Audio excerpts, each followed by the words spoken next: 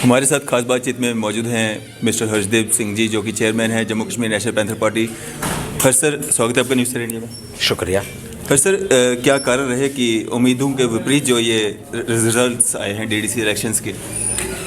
देखिए, कहा तो यही जा रहा था कि उधमपुर ज़िले से 14 की 14 सीटों के ऊपर पैंथर्स पार्टी जो है वो आगे चल रही है और बहुत अच्छा प्रदर्शन भी रहा, लोगों में बहुत उत्साह भी था। बीजेपी की रैलीज़ में उनकी कुर्सियां अक्सर खाली देखी जाती थी और पैंथर्स पार्टी के जो ग्राउंड होती थी उसमें जगह नहीं होती थी लोगों के लिए, और इतना ज़बरदस्त जो लोगों में एक जुनून था, एक जोश था, एक वलवला था कि हमने बीजेपी को सबक सिखाना है। लेकिन देख लीजिए जो रिज़ल्ट हुए हैं, अगर लोगों ने अगर ये फैसला किया तो हमारे सिर माथे के ऊपर है, हम लोगों का फैसला कबूल करेंगे। लेकिन अगर बीजेपी को ये सब होते हुए भी वोट मिला है तो कोई ना कोई जस्टिफिकेशन तो उसकी होनी चाहिए।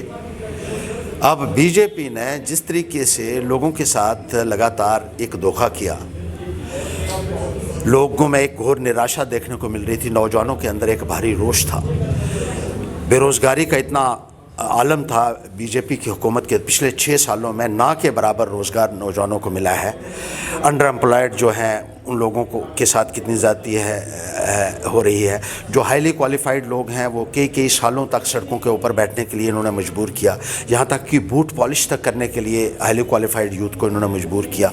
4G कनेक्टिविटी छीन ली गई, 4G कनेक्टिविटी के पैसे लेकर 2G देते रहे, टोल प्लाजाज ये लोग लगाते रहे। महंगाई का आलम देख लीजिए किस तरीके से लोगों के ऊपर एक जेबों के ऊपर डाका डाला जाता रहा। बीजेपी की नीतियों से लोग इतने आहत से, इसलिए पैंथर्स पार्टी में आए दिन शामिल भी होते रहे और लगातार हमारे इजलास में जो है इतनी हाज़िरी रही। तो एक चर्चा पूरे जम्मू कश्मीर में बनी हुई थी कि उधमपुर ज़िला से कम 14 सीटें जो है वो पैंथर्स पार्टी ले जाएगी, लेकिन नतीजा जो है बिल्कुल उसके विपरीत आया है। और सबसे बड़ी बात यह है कि जहां वोट जिस पोलिंग स्टेशन के ऊपर ज़्यादा बड़े थे वहां वो पेटियों से कम निकले, जहां कम पड़े थे वहां ज़्यादा निकले। वोटों की कुल गिनती कुछ थी और वोट जो मत पेटियों से बाहर निकले हैं वो कोई और था। फिर 6 पोलिंग स्टेशन के वोट इन्होंने मिक्स कर दिए। बड़ी हैरानगी की बात है, मिक्सिंग आज तक हमने नहीं देखी है। मैंने भी बहुत लंबे समय से पॉलिटिक्स में हूँ, हमने कभी नहीं देखा कि सारे के सारे एक साथ डाल दे, अब हमने मिक्स कर दिया जी, अब हमने गिनना है।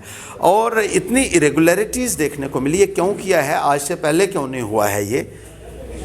आज अभी की बार क्यों किया गया है? इसका बहुत सारे ऐसे सवाल हैं जिनके जवाब भारतीय जनता पार्टी को कहीं ना कहीं देने हैं।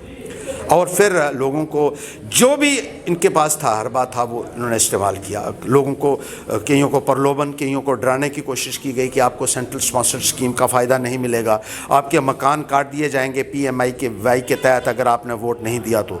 जो स्कीमें हैं, अरे ये तो सरकारी ख़जाने से पैसा लगता है, ये किसी के बाप का थोड़ा पैसा है कि आप बंद कर देंगे, बीजेपी के लोग बंद कर देंगे। ये तो एक सैंक्शनड अप्रूव्ड स्कीम है जो मुल्क के लिए है। लेकिन जो भोले भाले लोगों को इस संदर्भ से डराया गया, फिर प्रलोभन दिए गए, कईयों को प्रलोभन लालच दे के पैसे से जो है वो ख़रीदा गया। कुछ लोग थे जिनको डरा कर धमका कर भी किया गया, और कुछ लोगों की तो छाती के ऊपर बंदूक रखी गई और जिन्होंने रिपोर्ट भी लिखवाई। हमारे पवन रासल ने बसंतगढ़ के, उनकी छाती के ऊपर XMLA जो है वहाँ का, उसने बंदूक उनकी छाती के ऊपर PSO को कहा बंदूक छाती पे रख दो और उसको कहा कि तेरा काम अब ख़त्म है। लोग आगे जब शोर पड़ा तो उसके बाद हुआ और उसके बाद बयान हुए, FIR लगाई गई, लेकिन वो रजिस्टर अभी तक नहीं की है पुलिस वालों ने। बयान हुए हैं उसके खिलाफ, अभी तक उसके खिलाफ कोई कार्रवाई नहीं की गई है। मैडम मंजू सिंह जी जब खून में कैंपेन करने के लिए गई तो वहाँ बीजेपी का XMLA, उसी के गांव में उनका एक प्रोग्राम हुआ, बहुत बड़ी रैली उनकी हुई और वो इतना बौखला गया, कुछ लोगों को शराब पिला के भेजा और हमला कर दिया मैडम मंजू जी के ऊपर। और जब लोगों ने उसको, एक आदमी को पकड़ा, उसने कहा हमें MLA ने शराब पिलाई थी और उसने कहा था कि तू हमला कर दे उसके ऊपर, वो कैसे आई है यहाँ, उसने तस्लीम किया। पुलिस उस आदमी को ले गई और उस आदमी ने कहा कि मुझे MLA ने शराब पिलाई। उसका मेडिकल हुआ तो वो शराब पिए हुए निकला, लेकिन इसके बावजूद भी इनके खिलाफ कोई कार्रवाई नहीं हुई। मुझे जो है वो धमकियां जान से मारने की दी जाती रहीं। एक वीडियो रिकॉर्डिंग 2 मेरे पास आज भी पड़ी हुई हैं जिसमें उन्होंने ये कहा हर्षदेव को जिंदा नहीं छोड़ेंगे। एक वीडियो रिकॉर्डिंग में मैं जिसकी मैंने दी हुई है इन अधिकारियों को, लेकिन कोई कार्रवाई नहीं होती है। इसी तरीके से मेरे और मंजू जी के ऊपर पहले भी हमला हुआ, और जिन लोगों ने हमला किया उसने रैली में कहा कि हमने इनकी लाशें बिछा देनी थी अगर इनके साथ सिक्योरिटी नहीं होती तो, लेकिन उसके खिलाफ भी कोई कार्रवाई नहीं हो, और मेरी सिक्योरिटी भी उसके बाद विड्रॉ होगी, ताकि बीजेपी ने देख लीजिए कि जब वो कहता है कि नहीं होती तो लाशें बिछा देनी थी, और उसके बाद सिक्योरिटी जो मेरी थी वो विड्रॉ की गई। बीजेपी किसी हद तक भी जा सकती है, कुछ भी कर सकती है, और लोगों को डरा कर जो नहीं वोट देता उसको कह देते थे पाकिस्तानी है, गोपकारी है। हमारे लिए भी जो है अब पाकिस्तान और हिंदुस्तान का सर्टिफिकेट बीजेपी देगी, वो बीजेपी जिसने असेंबली के अंदर पाकिस्तान जिंदाबाद के नारे जब लगे, एक एमएलए ने लगाए तो इन 25 लोगों ने उसके सामने सरेंडर कर दिया था। आज ये सर्टिफिकेट बांट रहे हैं यहाँ पाकिस्तान और हिंदुस्तान का। मैं लानत भेजता हूँ ऐसे नेताओं को और हमला करने वालों को। मैं कहना चाहता हूँ कि अगर जमहूरियत को यहाँ बचाना है तो कुछ लोगों को सामने आना पड़ेगा, कुछ बुद्धिजीवियों को आगे आना पड़ेगा, कुछ अच्छी सोच रखने वाले लोगों को आगे आना पड़ेगा। और हमारा जो निज़ाम है, जिस तरीके से आज की तारीख में ज़ोर ज़बरदस्ती से डरा कर धमका कर चलाने की कोशिश की जा रही है, हमारे संवैधानिक अधिकारों का जिस तरीके से खुलेआम हनन किया जा रहा है, राइट टू लाइफ जो है हमारी, उसको भी थ्रेटन किया जा रहा है, वो भी हमसे छीना जा रहा है। हमारा मौलिक जो अधिकार है जो संविधान ने हमको दिया है, मैं ये पूछना चाहता हूँ कि क्या कोई इसका भी संज्ञान लेगा क्या? सर, जिस तरह से हमारे एक इंटरव्यू में चौधरी लाल सिंह ने कहा था कि डिस्ट्रिक्ट कठुआ और डिस्ट्रिक्ट उधमपुर में जो है इस इलेक्शन में काफ़ी ज़्यादातर पे जो है धांधली हुई है और शराब बांटी गई, पैसा बांटा गया और लाइटें बांटी गई, क्या ऐसा कुछ उधमपुर में देखने को मिला? बहुत कुछ देखने को मिला ऐसा। जैसे मैंने आपको कहा कि कुछ लोगों को प्रलोभन दिए गए, कईयों को डराया गया, कईयों को धमकाया गया, कईयों के खिलाफ केसेस रजिस्टर किए गए, फॉल्स केसेस रजिस्टर किए गए। उन्होंने भी बिल्कुल ठीक कहा है, चौधरी लाल सिंह का कहना ठीक है, क्योंकि देखिए किस तरीके से अब सीबीआई भी उनके ऊपर बिठा दी है। कहा कि अब तो बीजेपी से जब बाहर गया तो तेरे ऊपर इंक्वायरी। पहले जब था तो वो कहते थे ये तो बहुत अच्छा मंत्री है, तो बहुत काम करने वाला आदमी है, अच्छा लीडर है, लेकिन जैसे ही बीजेपी छोड़ी और इनके लोगों ने जिन्होंने इतने घोटाले किए हुए हैं, जिन्होंने सरकारी खजाने को चूना लगाया, एमएलए 2-2, 3-3 साल रहे, J&K बैंक को जिन्होंने लूटा, एनपीए डिक्लेयर कराए करोड़ों रुपए अपने, और जिस तरीके से सरकारी और जंगलात की ज़मीनों के ऊपर बेहिसाब इन लोगों ने कब्ज़े किए हैं, जिस तरीके से टैक्स पेयर्स मनी को इन्होंने जो है अब्यूज़ किया है, तो कोई इनको पूछने वाला नहीं है।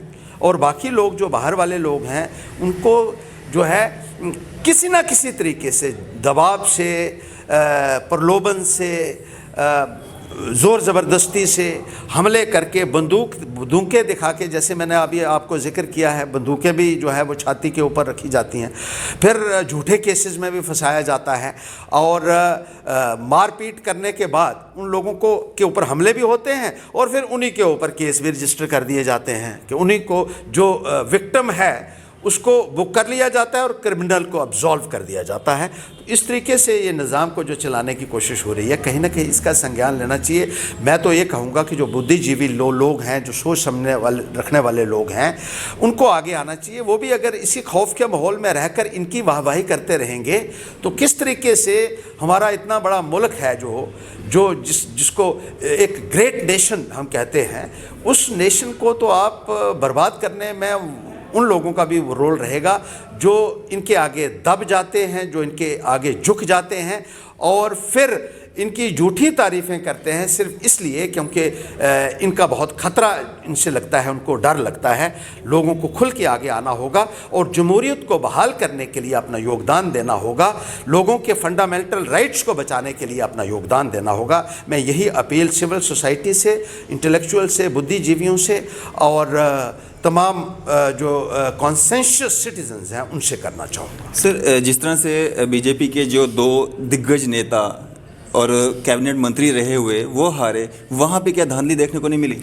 देखिए कुछ तो करना भी पड़ता है। जब इतना बड़ा फ्रॉड करना हो तो अपने भी कुछ लोगों को बलि का बकरा बनाना पड़ता है, जो उन्होंने किया है। और जहाँ तक भद्रवाह का सवाल है, मैं आपको बताऊं कि उन्होंने जानबूझ के ऐसे कहा जा रहा है। अब हकीकत जो है वो बीजेपी अच्छी तरीके से जानती होगी कि वो जो वहाँ शक्ति प्रहार है एक पावरफुल लीडर के तौर पर इमर्ज कर रहे थे और उनको दो जगह से खड़ा करके हराया गया कि उनकी जगह किसी और को लाने की तैयारी है, ये कहा जा रहा है। कोई बड़े नेता को वहाँ बिठाया जाएगा और उसको बहुत बड़ी जिम्मेदारी देने की बातें जो है वहाँ भद्रवाह से की जा रही हैं, ऐसा कहा जा रहा है। इसलिए उनको एक पॉलिसी के तहत और यहाँ भी एक आध आदमी अपने को जो है वो हराना था, ताकि ये लगे कि भाई देख लो जी हमारे लोगों भी जो है वो हारे हुए हैं। तो एक बहुत बड़ी कॉन्स्पिरेसी है ये, और इसका कहीं ना कहीं संज्ञान जो है मैं कहता हूँ इलेक्शन कमीशन को ज़रूर लेना चाहिए। सर, इलेक्शन डीडीसी इलेक्शन से एन पहले जो है इलेक्शन कमिश्नर को चेंज करना, इसको कैसे देखते हैं? देखिए बिल्कुल ये भी है, इसके लिए भी उनको बताना होगा। अब एक रिटायर आदमी को आपने यहाँ लाया और काफ़ी वो सियाने भी हो चुके हैं, अब हम क्या कहेंगे, लेकिन फिर अपने हिसाब से फैसले करवाए गए। और बहुत बड़ी बात ये है कि जो जैसे काउंटिंग आज तक होती रहती थी कि एक पोलिंग स्टेशन को लाकर टेबल पे रखा जाता था, उसकी काउंटिंग होती थी, तो उनसे ये फैसला करवाया, उन्होंने किया या किसने किया है, लेकिन फैसला ये करवाया गया कि 5-5, 6-6 पोलिंग बूथ्स का जो है इकट्ठा करके एक ही डब्बे में डाल दीजिए और उसके बाद किसी को पता ही ना चले कि कहाँ से क्या वोट मिला है, ताकि किसी को शिकायत करने का मौका ही ना मिले। चलो शुक्रिया सर, मेरे साथ बातचीत करने के लिए थे हमारे साथ हर्षदेव सिंह जी, जो कि चेयरमैन हैं Jammu Kashmir National Panther party के, जिन्होंने व्यूज़ हमारे साथ साझा किए डीडीसी इलेक्शंस के रिजल्ट को लेके। फिलहाल हमें दीजिए इजाज़त। मैं अरफाज़ मैडैंग, कैमरामैन शाहनवाज के साथ।